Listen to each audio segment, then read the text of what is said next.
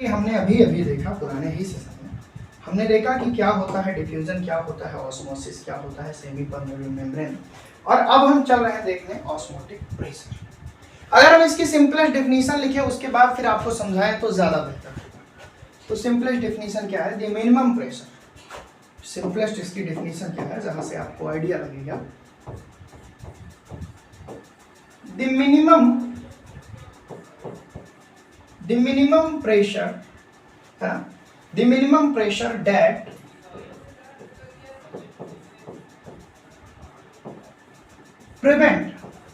minimum pressure that prevent process of osmosis,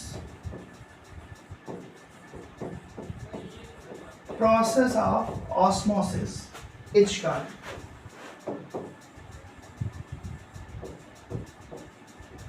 osmotic pressure। बेटा वह minimum pressure जो osmosis process को रोक दे, जो प्रिवेंट कर दे, उसे हम बोलते हैं ऑस्मोटिक प्रेशर। लेकिन अभी आपको ये बात समझ में नहीं आएगी। और ऑस्मोटिक प्रेशर को हम पाई से दिखाते हैं। Sir pi is equal to 22 into 7, अरे 22/7 नहीं बेटा, वो मैथमेटिक्स है। आई नो कि तुम्हें मैथमेटिक्स आती होगी, पर यहाँ पे हम बात कर रहे हैं इंडिकेशन की, डिनोशन की, ठीक है। तो the minimum pressure that prevent process of osmosis is called osmotic pressure, ठीक है। विदाउट डायग्राम सर कहते हैं कि केमिस्ट्री मजा नहीं आती। तो आओ भैया थोड़ा एक डायग्राम बनाते हैं और फिर आपके दिमाग में सारी बातों को उतारते हैं, ठीक है सर। तो आओ बच्चे एक डायग्राम बनाते हैं, बहुत खूबसूरत एक डायग्राम। देखिए ये हमारे पास एक बहुत अच्छा सा डायग्राम, यहाँ बीच में क्या है? सीधी सी बात है, सेमी परमेबल मेम्ब्रेन ही होगा। अगर ऑस्मोसिस की बात कर रहे हो, ऑस्मोटिक प्रेशर की बात कर रहे हो। हाँ सर गुस्सा क्यों कर रहे हैं? अरे नहीं बेटा आराम से पढ़ो। पर रिक्वेस्ट है कि मैंने 2 पार्ट में ये लेक्चर अपडेट किया है, इसका मतलब ये नहीं कि तुम डायरेक्ट इसे देखो बेटा। अगर उसे नहीं देखोगे तो मैं चैलेंज दे रहा हूँ कि ये कभी नहीं समझ पाओगे, तो उसे जरूर देख लेना। ये सेमी परमेबल मेम्ब्रेन, ये हमारा प्योर सॉल्वेंट है। ये क्या हो गया? मैं यहाँ पे लिख दे रहा हूँ, ये हमारा प्योर सॉल्वेंट हो गया। ये हमारा क्या है? सॉल्यूशन हो गया। सॉल्यूशन में भैया सॉल्वेंट और सॉल्यूट दोनों होगा। इसमें क्या है बेटा? ये हमारा क्या हो गया? ये हो गया सॉल्यूशन। सॉल्वेंट को अगर हम बेटा बी से दिखाएं, ए से दिखाएं, तो सॉल्यूशन में A+B दोनों होगा, सॉल्यूट और सॉल्वेंट दोनों। यहाँ ऊपर हम एक पिस्टन लगाए रखते हैं, ठीक है सर। ये क्या लगाए हैं बेटा? पिस्टन लगाए हैं। ये क्या करता है? ये प्रेशर रोकता है या प्रेशर पैदा करता है, ठीक है। अब आपको पता है कि इस मेम्ब्रेन के थ्रू इधर से उधर तो मूवमेंट होगी, क्योंकि मूवमेंट ऑफ सॉल्वेंट ही पॉसिबल है through SPM, semi permeable membrane, ठीक है। आपको ये भी पता है कि अगर ये प्योर सॉल्वेंट है तो सॉल्वेंट के लिए यहाँ पे कंसंट्रेशन इसका हाई कंसंट्रेशन, ठीक है सर। ये लो कंसंट्रेशन किसके लिए? सॉल्वेंट के लिए। मैं यहाँ लिख रहा हूँ फॉर सॉल्वेंट, नहीं तो बहुत सॉल्यूशन का तो इधर ज्यादा है सर, गलत पढ़ा रहा है। तो बेटा सॉल्वेंट का कंसंट्रेशन इधर ज्यादा है, सॉल्वेंट का कंसंट्रेशन इधर कम है, क्योंकि प्योर है तो सीधी सी बात इधर ज्यादा होगा। लेकिन अगर सॉल्यूशन की बात करें तो सॉल्यूशन का कंसंट्रेशन इधर ज्यादा और सॉल्यूशन का कंसंट्रेशन इधर कम।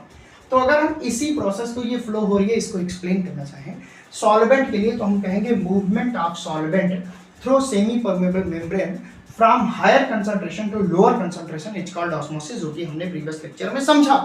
फिर अगर हम सॉल्यूशन की बात करेंगे तो हम कहेंगे कि कंसंट्रेशन, ऐसे कहेंगे movement of solvent from lower concentration of solution to higher concentration of solution through semi permeable membrane is called osmosis. ये बात हमने समझी, ठीक है। अब इधर के मॉलिक्यूल तो इधर नहीं आ पाएंगे भैया, इधर के तो उधर जा रहे हैं। अब देखो तुमको मजा आएगा, मैं समझा दे रहा हूँ। इधर के मॉलिक्यूल तो इधर जा नहीं पाएंगे, ये तो भैया रोक दिए जाएंगे, है ना। ये कहे रुको जरा, जाओगे कहाँ, ठीक है। ये यूनी डायरेक्शनल मूवमेंट हो रही है ना। हाँ सर अभी अभी आपने बताया, ये यूनी डायरेक्शनल मूवमेंट हो रही है। अब आप सोचो कि इधर से उधर सॉल्वेंट के मॉलिक्यूल जा रहे हैं, ये हमने पिस्टन लगा दिया, धीरे धीरे सॉल्वेंट के मॉलिक्यूल बढ़ रहे हैं, इस पे फोर्स डाल रहे हैं, इस पे फोर्स डाल रहे हैं। तो ये पिस्टन धीरे धीरे उठेगा। सीधी बात है भाई, जब तुम एक में पानी ज्यादा डालोगे तो पिस्टन उठेगा ही उठेगा। यहाँ से इधर सॉल्वेंट जा रहा है तो अमाउंट ज्यादा हो रहा है तो पिस्टन उठेगा। और जब ये पिस्टन उठता है तो हमने क्या किया, बाहर से एक प्रेशर लगा दिया, एक्सटर्नल प्रेशर। क्या लगा दिया बेटा, एक्सटर्नल प्रेशर लगा दिया और इस पिस्टन को फिक्स कर दिया। जब एक्सटर्नल प्रेशर लगा के इस पिस्टन को फिक्स कर दिया तो कुछ टाइम बाद अब इधर जगह ही नहीं बची, सॉल्वेंट के मॉलिक्यूल जाएंगे जाएंगे जाएंगे। एक टाइम के बाद जब ये पिस्टन फिक्स हो गया, ऊपर से प्रेशर लगा दिए, ये उठ ही नहीं सकता, तो वाटर लेवल भैया अब इधर से इधर नहीं आएगा। अब सॉल्वेंट के मॉलिक्यूल इधर से इधर नहीं आएंगे क्योंकि जगह ही नहीं, जाओगे कहाँ। तो जब इधर से इधर जाएंगे नहीं तो ऑस्मोसिस के प्रोसेस रुक जाएगी। तो इस ऑस्मोसिस के प्रेशर को रोकने के लिए ये जो एक्सटर्नल प्रेशर तुमने लगाया बेटा, यही तो है ऑस्मोटिक प्रेशर। अरे यार शिद्दत से पढ़ो ना, आसान बना दूंगा। यही तो है भैया ऑस्मोटिक प्रेशर, यही तो है बेटा, यही है ना कि जब ये ऑस्मोसिस की प्रोसेस सॉल्वेंट प्योर से सॉल्यूशन की तरफ जा रहे थे, ये जा रहे थे, पिस्टन धीरे धीरे उठ रहा था। हमने कहा नहीं यार उठने नहीं देंगे, हमने कहा रुको, कहाँ भाग, हमने बाहर से एक प्रेशर दिया, हमने पिस्टन को फिक्स कर दिया। एक टाइम के बाद ये जो प्रोसेस है ऑस्मोसिस की, ये इधर सॉल्वेंट आने ही नहीं देगा, मॉलिक्यूल की जगह ही नहीं है बेटा, आएगा कैसे। और जब ये ऑस्मोसिस की प्रोसेस रुक गई, किसके द्वारा रुकी, एक्सटर्नल प्रेशर द्वारा। बेटा यही तो लिखा है the minimum pressure, the minimum pressure, what minimum pressure to prevent कर दे process of osmosis is called osmotic pressure. यही एक्सटर्नल प्रेशर जो ऑस्मोसिस की प्रोसेस को प्रिवेंट कर दिया, रोक दिया भैया, यही है ऑस्मोटिक प्रेशर। वाह सर, मजा आ गया। ये डायग्राम दिमाग में बसा लेना, कॉन्सेप्ट दिल में बसा लेना। 100% कहता हूं बेटा, समझ में तो तुमको आएगा ही। सर समझ में बिल्कुल आ गया, और मेरी यही कोशिश रहती है बेटा कि आपको हर पॉइंट समझ में आए, है ना। और याद रखना कि ये जो प्रेशर काम करेगा एक्सटर्नल, ये सॉल्यूशन पे ही काम करेगा। ये किस पर काम करेगा, ये केवल और केवल सॉल्यूशन पे, क्योंकि इधर लेवल बढ़ेगा, इधर से इधर जा रहा है ना, तो तुम सॉल्वेंट की तरफ प्रेशर लगा दो, ठीक है। इसी को हम और क्या कह सकते हैं, the excess presence which, the excess pressure which must be extend on solution side, है ना। एक ऐसा प्रेशर, मैं यहाँ पे लिख दे रहा हूँ एक दूसरी डिफिनेशन, क्या लिख दे रहा हूँ, द एक्सेस प्रेशर, सबसे पहले वो किसकी तरफ होना चाहिए, which must be on side of solution, on side of solution। मेरे बच्चों याद रखना कि वह एक्स्ट्रा प्रेशर जो कि किसके साइड होना चाहिए, सॉल्यूशन की साइड, which prevent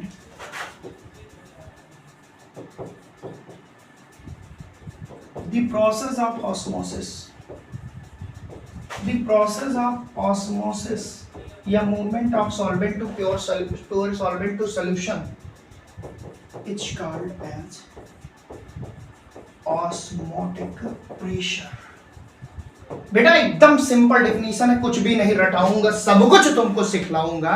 एक ऐसा प्रेशर जो सॉल्यूशन के साइड लग रहा है to prevent the process of osmosis, जो ऑस्मोसिस के प्रोसेस को रोक रहा है, जो प्योर सॉल्वेंट से फ्लो को रोक रहा है सॉल्यूशन की तरफ, जो लोअर कंसंट्रेशन ऑफ सॉल्यूशन से हायर कंसंट्रेशन की तरफ जाने से रोक रहा है, जो हायर कंसंट्रेशन ऑफ सॉल्वेंट से लोअर कंसंट्रेशन ऑफ सॉल्वेंट की तरफ जाने से रोक रहा है। बेटा this pressure is called osmotic pressure and is denoted by pi.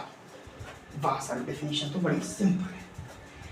यहां तक मुझे नहीं लगता किसी भी मेरे जिगर के टुकड़ों को, किसी भी गूगल केमिस्ट्रियन को कोई प्रॉब्लम होगी, क्योंकि बहुत सिंपल तरीके से आपको पढ़ा रहा हूं बेटा। बिफोर दिस सेशन जो मैंने सेशन लिया, अगर वो नहीं पढ़े हो फिर नहीं समझ सकते, रिक्वेस्ट कर रहा हूं बेटा उसको पढ़ लेना, ठीक है। अब एक्सपेरिमेंटली हमको एक बात पता चली, आप बोलोगे सर खाली एक्सपेरिमेंटली आप कहते हैं, बेटा मैं क्या करूं एक्सपेरिमेंटली। अब एक बात बचा, एक्सपेरिमेंटली आप बोलोगे सर ये क्या, खोदा पहाड़ निकली चुहिया, हमने पढ़ा डिफ्यूजन, हमने पढ़ा ऑस्मोसिस, हमने पढ़ा सेमी परमेबल मेम्ब्रेन, तो निकले इतनी छोटी सी डेफिनेशन ऑस्मोटिक प्रेशर की। बेटा यही तो केमिस्ट्री है, यही तो केमिस्ट्री है भाई, ठीक है। एक्सपेरिमेंटली हमको क्या पता चला, एक्सपेरिमेंटली हमको पता चला कि pi is directly proportional to concentration, किसके भैया, कंसंट्रेशन। अभी तक हमने जितने भी कंसंट्रेशन टर्म्स लिए यहाँ पे एक्सपेरिमेंटली, हमने मोलैरिटी ली। आज पहली बार इसमें तुमको क्या मिलेगा, मोलैरिटी मिलेगी। क्या मिलेगा भैया, मोलैरिटी मिलेगी। कैसे पता चला, एक्सपेरिमेंटली। अब भैया मोलैरिटी का जो फार्मूला है वो जग जाहिर है, क्या है? Number of mole of solute upon volume of solution in litre. अब बेटा ये number of mole of solute आया। कोलिगेटिव प्रॉपर्टी क्या होती है जनाब? Those property which depend upon number of mole of solute, which depend upon number of particles, which depend upon number of particles of solute is called colligative property. तो osmotic pressure अगर molarity पे depend कर रहा है, molarity के directly proportional है, तो ये number of molecule of solute पे डिपेंड कर रहा है। और इस बात से इस बात का प्रदर्शन हो गया जनाब कि ये कोलिगेटिव प्रॉपर्टी है, ये कोलिगेटिव प्रॉपर्टी है। और कोलिगेटिव प्रॉपर्टी वही प्रॉपर्टी होती है बेटा जो number of mole of solute पर डिपेंड करे, जो number of particle of solute पर डिपेंड करे, ना कि उनके नेचर पे। ठीक है सर, अब हम इसको ओपन करते हैं। जब हम इसको ओपन करते हैं बेटा, तो ध्यान से रखना, एक बात तुमको और बता दूं, हमको ये भी पता चला कि जो ऑस्मोटिक प्रेशर है वो डायरेक्टली प्रोपोर्शनल होता है टेम्परेचर के। किसके? टेम्परेचर के। कुछ लोग कहेंगे ये नहीं बवाल क्या आ गई भैया, आओ दिखाते हैं बवाल थोड़ी है बेटा। देखो, जैसे जैसे हम टेम्परेचर बढ़ाएंगे तो मॉलिक्यूल सॉल्वेंट के तेजी से उधर जाएंगे, तेजी से उधर जाएंगे। और जब मॉलिक्यूल सॉल्वेंट के तेजी से उधर जाएंगे तो ऊपर से तेजी से प्रेशर लगाना पड़ेगा, क्योंकि भैया और ऊपर करेंगे पिस्टन को, ऐसे ऊपर की तरफ उठाएंगे और ऊपर से हम पूरी ताकत लगा के रोकेंगे। तो भैया पाई बढ़ रहा है कि नहीं? जब ज्यादा ताकत लगा रहे हैं तो कब ज्यादा ताकत लगा रहे हैं? जब टेम्परेचर बढ़ा, जब सॉल्वेंट के मॉलिक्यूल सॉल्यूशन की तरफ तेजी से जा रहे हैं। तो यहाँ पे ऑस्मोटिक प्रेशर डायरेक्टली प्रोपोर्शनल है किसके? सॉल्यूट के। किसके बेटा? सॉल्यूट के। ठीक है, अब इन दोनों बातों को दिमाग में रखिएगा। ये कंसंट्रेशन है, C से दिखा दिए, टेम्परेचर है T से दिखा दिए, तो हम लिख सकते हैं पाई डायरेक्टली प्रोपोर्शनल टू CT। अब अगर हम इस डायरेक्टली प्रोपोर्शनल के साइन को हटाना चाहें तो हम लिख सकते हैं R, तो हम लिख सकते हैं pi is equal to RCT, और RCT कुछ होता नहीं, इसी को रीअरेंज करके हम लिख सकते हैं pi is equal to CRT, and this is the formula of osmotic pressure. Pi is equal to CRT, जहां C क्या है? कंसंट्रेशन है, R क्या है? गैस कांस्टेंट है बेटा। R क्या है? गैस कांस्टेंट है। किसके लिए लगा? प्रोपोर्शनल के साइन को हटाने के लिए। R क्या है? गैस कांस्टेंट है। T क्या है बेटा? T हमारा टेम्परेचर है। अब ये फार्मूला हमारा बहुत काम का है, जो कि आगे हमको यूज करना पड़ेगा। अब कंसंट्रेशन की बात करें या मोलैरिटी की बात करें तो मोलैरिटी इज इक्वल टू क्या होता है भैया? मोलैरिटी इज इक्वल टू क्या होता है? देखो, मोलैरिटी इज इक्वल टू अभी अभी हमने देखा नंबर ऑफ मोल यानी m upon v, volume of solution in litre. तो भैया हमारे पास फार्मूला क्या आया था? अभी अभी आया था कि pi is equal to CRT। C की जगह पे हम लिख सकते हैं pi is equal to L upon VRT। और बेटा ये भी हमारा एक इक्वेशन है, ये भी इम्पोर्टेंट। ठीक है सर, हम ये भी लिख सकते हैं। यहाँ तक किसी बच्चे को कोई तकलीफ, कोई संघर्ष नहीं? अच्छा, अगर हम इसी को और अच्छे से लिखें तो हम लिख सकते हैं pi V is equal to nRT। ये V इधर गया। और प्यारे बच्चों ये हमारा इक्वेशन है, ये भी इम्पोर्टेंट है। और आपको पता होगा क्लास 11th में इक्वेशन आपने पढ़ा था आइडियल गैस इक्वेशन। क्या पढ़ा था? आइडियल गैस इक्वेशन, जहां पे क्या था भैया? फार्मूला था PV बराबर nRT। P क्या था? प्रेशर था। पाई क्या है? ऑस्मोटिक प्रेशर है। दोनों कंपेरेबल हैं कि नहीं? हाँ सर, दोनों तो सेम ही है भाई। ये ऑस्मोटिक प्रेशर है, ये नॉर्मल प्रेशर था। V is equal to nRT, V is equal to nRT। तो ये हमारा बेटा आ गया इक्वेशन ऑस्मोटिक प्रेशर के लिए। यहां तक मुझे नहीं लगता तुमको किसी प्रकार की कोई दुविधा हुई होगी। अब प्यारे बच्चों, क्योंकि सारी कोलिगेटिव प्रॉपर्टी में एक चीज बहुत इंपॉर्टेंट है जहां से क्वेश्चन बनता है, डिटर्मिनेशन ऑफ मॉलिक्यूलर मास, है ना?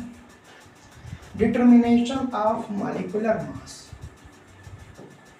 determination of molecular mass on the basis of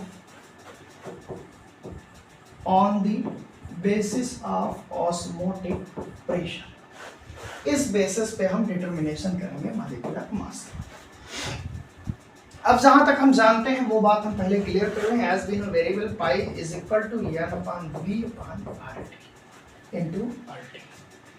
यहां तक क्लियर है, ठीक है। अब नंबर ऑफ मोल क्या होता है भैया? तो अगर नंबर ऑफ मोल हम निकालना चाहें तो हम क्या लिखेंगे? Mass upon molecular mass. Mass of solute, mass of solute जो पढ़े हो वही चीज बता रहे हैं, और molecular mass of solute, molecular mass of solute. अगर इसको हम इंडिकेशन करें तो सॉल्यूट के लिए हम B यूज करते हैं। क्या यूज करते हैं बेटा? सॉल्यूट के लिए हम B यूज करते हैं, तो हम लिख सकते हैं कि WB अपॉन MB, ये n के लिए। तो हम यहाँ पे क्या लिख सकते हैं? हम यहाँ पे लिख सकते हैं कि WB upon MB into R into T। अब ये V कहाँ गया है ना? आपके मन में क्वेश्चन आएगा कि ये V कहाँ गया, तो बेटा ये V यही रहेगा, सीधी सी बात। इसको हम फिर से देखते हैं। हमारे पास क्या आया, ध्यान दीजिए। n की वैल्यू, सॉरी n की ही वैल्यू तो आई, क्या आई? WB अपॉन MB, ये इंटू V हो गया, और ये इंटू R इंटू T, कितना is equal to pi is equal. यहाँ तक कोई दिक्कत किसी को नहीं होनी चाहिए। अब अगर प्यारे बच्चों यहाँ से हम MB इज इक्वल टू निकालना चाहें, क्योंकि हमको क्या निकालना है? हमको निकालना है भैया मॉलिक्यूलर मास। तो हम क्या लिख सकते हैं? हम लिख सकते हैं WB, हम लिख सकते हैं बेटा WB into R into T upon pi into V। और ये इक्वेशन हमारा बहुत इंपॉर्टेंट है, यहां से हम निकाल सकते हैं मॉलिक्यूलर मास। हालांकि तुम ये डेरिवेशन ना करो, तुम चाहो तो बस ये फार्मूला याद कर लो, क्योंकि ये फार्मूला आपके काम का है, इस पे न्यूमेरिकल्स बनते हैं। जरूरी नहीं कि मैंने सब में तुमको बताया, हर कॉलिगेटिव प्रॉपर्टी में बताया, पर जरूरी नहीं है कि तुम ऐसे निकालो। तुमको अगर फार्मूला याद है तो नंबर मिल जाएंगे। तो एक बार भैया हम क्विक रिवीजन करा लेते हैं कि क्या क्या हमारे लिए जरूरी है ना? 2 मिनट में सारे रिवीजन करके तुमको बहुत अच्छे से समझा दे रहा हूँ, जिससे किसी प्रकार के बच्चे को कोई दिक्कत ना आए। सेमी परमेबल मेम्ब्रेन क्या होता है? ऐसी मेम्ब्रेन जिसके थ्रू सेलेक्टेड वंस पार्टिकल्स भी पास हो पाए, यानी ऐसी मेम्ब्रेन जिसके थ्रू कुछ सेलेक्टेड पार्टिकल ही पास कर पाए, उसे हम बोलते हैं semi permeable membrane. Semi permeable membrane का यूज बेटा ऑस्मोसिस प्रोसेस में होता है। सेमी परमेबल मेम्ब्रेन के थ्रू सॉल्वेंट के मॉलिक्यूल लाइक वाटर तो चले जाते हैं, लेकिन सॉल्यूट के पार्टिकल नहीं आ पाते। सेमी परमेबल मेम्ब्रेन नेचुरली भी बनती है, सिंथेटिकली भी बनती है। नेचुरली बनती है ये पिग ब्लैडर से, एनिमल के ओरिजिन से, प्लांट ओरिजिन से।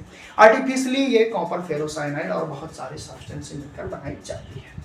यहाँ पे हमने प्रोसेस देखा कि सॉल्वेंट के मॉलिक्यूल तो क्रॉस कर जा रहे हैं एसपीएम को, सेमी परमेबल मेम्ब्रेन, लेकिन बेटा सॉल्यूट के पार्टिकल इस पार नहीं आ रहे, ठीक है।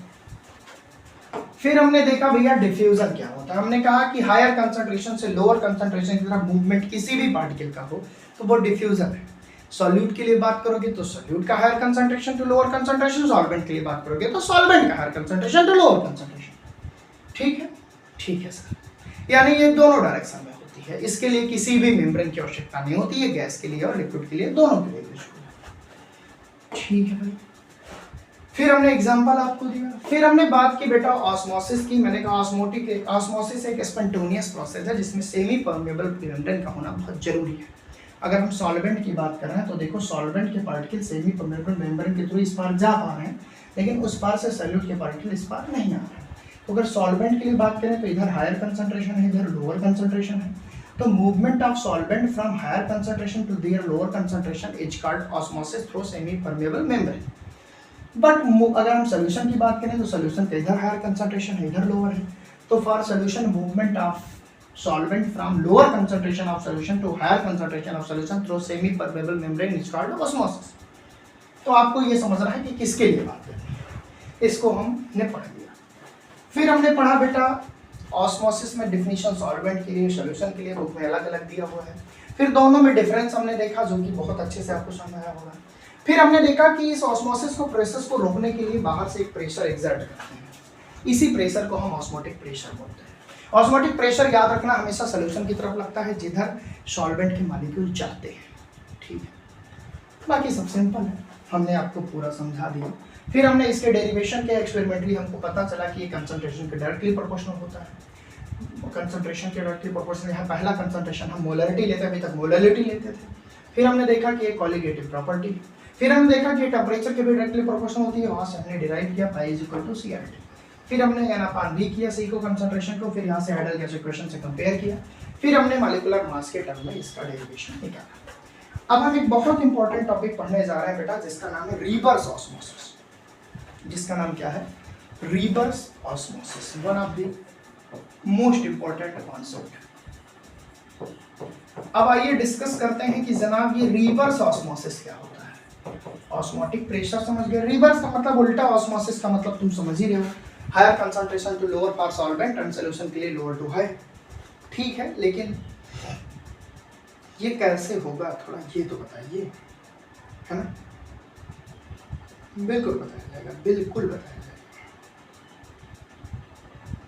अब ध्यान से देखिए, इसको समझने के लिए मैं तुमको एक डायग्राम, मैं हर चीज को समझाने के लिए बेटा एक डायग्राम देता हूं जिससे आपको चीजें आसान। ये देखो, मान लो कि ये एक डायग्राम है, यहाँ बीच में क्या है? सेमी परमेबल मेम्ब्रेन लगा दो। क्या लगा दोगे? Semi permeable membrane. ये देखो, ये छोटे छोटे परफोरेटेड, इसको ऐसे ऐसे बना देना, मतलब ये पोर्स है। ये हमारा क्या है भैया? SP। इधर हमने क्या ले लिया? इधर हमने ले लिया फ्रेश वाटर। एकदम आराम से समझना, इसी का यूज करके बेटा RO वाटर प्योरीफाई किया जाता है ना, जो तुम कहते हो ना RO वाटर, इसी का यूज करके। ये सब प्रोसेस बहुत ज्यादा यूज होती है, रिवर्स ऑस्मोसिस। हालांकि अभी आपको समझ में आएगा। ये हमारा क्या है? ये हमारा है बेटा प्योर वाटर। ये क्या है भैया? ये है प्योर वाटर। हरदम डायग्राम बनाना, नहीं तो नंबर नहीं पाओगे। ठीक है, ये क्या है? ये साल्ट वाटर कह दो इसे, या इसे कह दो कि सी वाटर। क्या कह सकते हो? ये समुद्र का पानी है, सी वाटर। अब प्यारे बच्चों, क्योंकि ये साल्ट वाटर है, ये साल्टी वाटर है, सी वाटर है, तो इसमें सॉल्यूट और सॉल्वेंट दोनों होंगे। साल्ट का कुछ अमाउंट होगा, इसमें केवल सॉल्वेंट। अब सॉल्वेंट के मॉलिक्यूल तुमने पढ़ा है कि बड़ी आसानी से सेमी परमेबल मेम्ब्रेन को क्रॉस कर जाते हैं, यानी ये तो क्रॉस करेंगे। ठीक है, यहाँ पे हम एक पिस्टन लगा देते हैं। ठीक है सर, पिस्टन लगा देते हैं। ये क्या है? पिस्टन।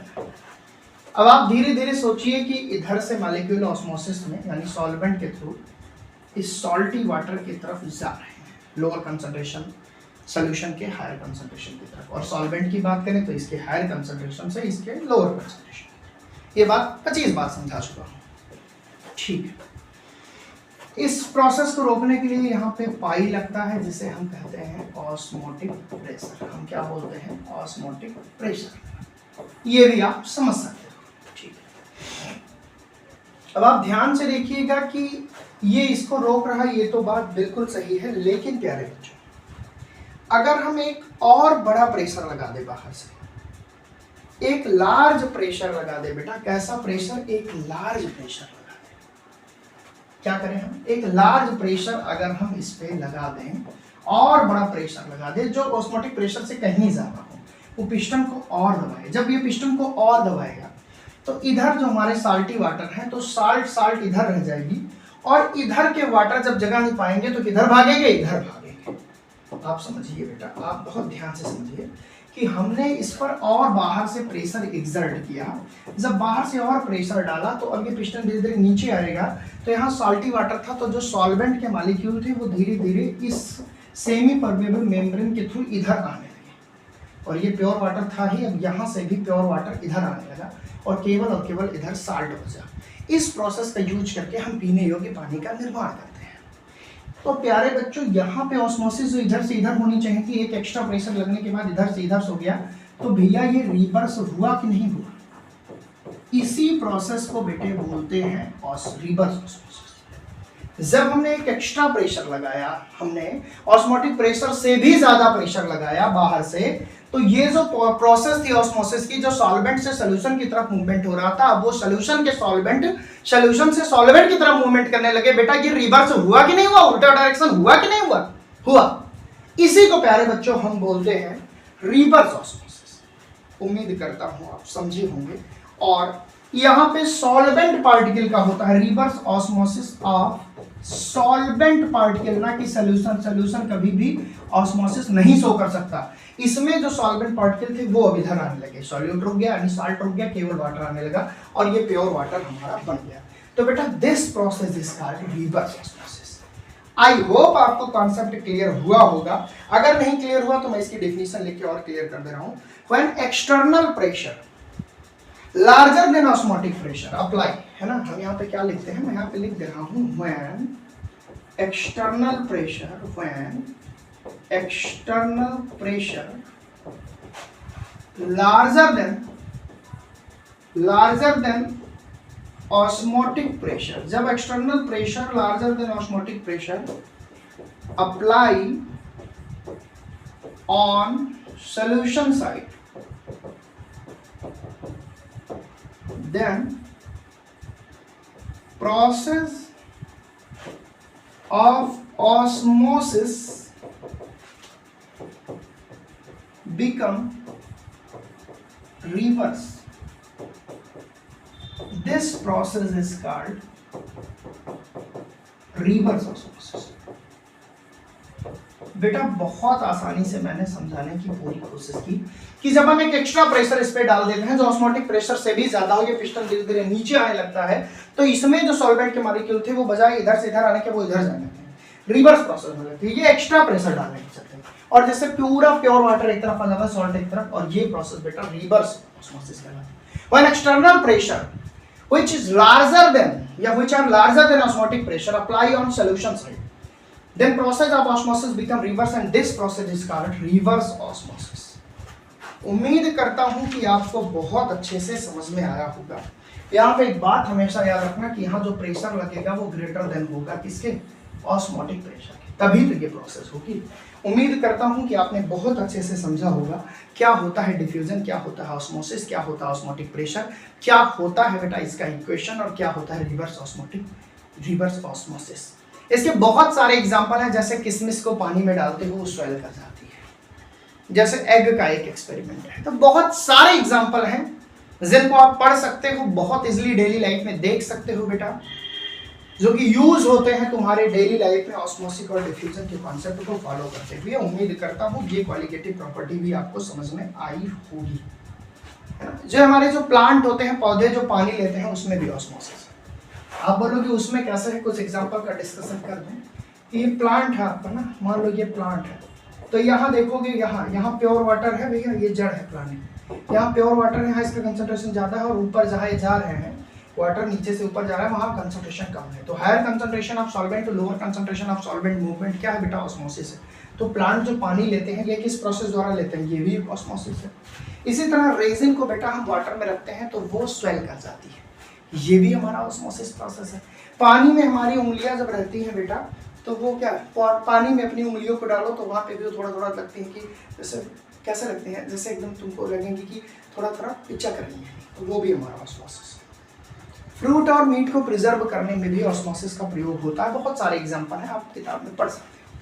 तो this is all about today. इसी के साथ सारी क्वालिटेटिव प्रॉपर्टी खत्म हुई और एक लास्ट टॉपिक इस चैप्टर का बचा है, जिसको कवर करके हम सोल्यूशन पर फतह कर लेंगे। और रुकना, उसके बाद केवल कॉन्सेप्ट नहीं, उसके बाद क्वेश्चंस करेंगे, इतने क्वेश्चन करेंगे कि कॉन्फिडेंस इतने पे आ जाए, सर कुछ करके जाना है, उन सपनों को पूरा करना है, कुछ ठान लिया, आंखों में अरमान लिया, सर उसको पूरा करना है, और आपके लिए हम मेहनत करते हैं। Thank you so much, best.